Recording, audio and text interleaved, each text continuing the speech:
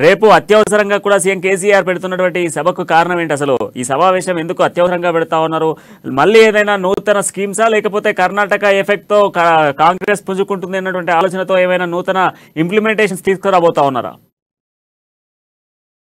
ఇది అత్యవసర సమావేశం ఏం కాదండి. ఇది రెగ్యులర్ గా అభివృద్ధి ఫలాలను ఎట్లయితే తెలంగాణ ప్రజలకు అందించాలని ఉద్దేశంతో పరిపాలనలో భాగంగానే ఎమ్మెల్యేలతోటి మంత్రులతోటి సమావేశం ఏర్పాటు చేయడం జరిగింది. ఇక ముఖ్య విషయం ఏంటంటే ఇందులో కాంగ్రెస్ పార్టీ కర్ణాటకలో విజయం సాధించడం, దానిపైన ఇక్కడ ఆలోచన చేయడం ఇందులో ఏం అంత లేదు. ఎందుకంటే కాంగ్రెస్ పార్టీ ఇక్కడ క్షేత్రస్థాయిలో తెలంగాణ ప్రాంతంలో బలంగా లేదు. వాస్తవానికి మనకు కనిపించేదంతా వాస్తవం కాదు. కర్ణాటక రాష్ట్రంలో మతతత్వ రాజకీయాలకు చరమగీతం పాడి కర్ణాటక ప్రజలు కాంగ్రెస్ కు పట్టం కట్టిర్రు. దాంట్లో మనం స్వాగతించాల్సిన విషయం.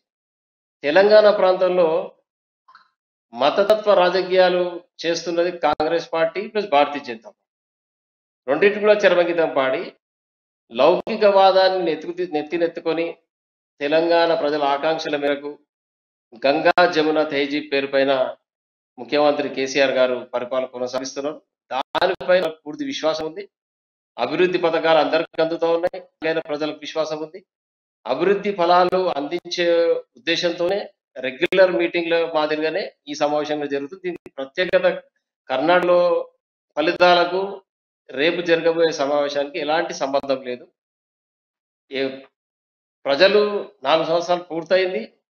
రాబోయేది ఎన్నికల సంవత్సరం కాబట్టి రెగ్యులర్ యాక్టివిటీలోనే ఈ విషయం జరగాలి. క్షేత్రస్థాయిలో ప్రజలు నాయకులు అందుబాటులో ఉండాలని మొన్న ముఖ్యమంత్రి చెప్పడం జరిగింది. దాంట్లో భాగంగానే ఈ యొక్క సమావేశం జరుగుతుంది తప్పితే కాంగ్రెస్ పార్టీ గురించి ఇక్కడ బీఆర్ఎస్ పార్టీ ఎన్నటికీ భయపడదు. ఎందుకంటే పార్టీ ఇక్కడ క్షేత్రస్థాయిలో బలంగా లేదు వాస్తవం తెలంగాణ ప్రాంతం. ఇప్పుడిప్పుడే వాళ్ళు ఏదో ప్రయత్నం చేస్తున్నారు.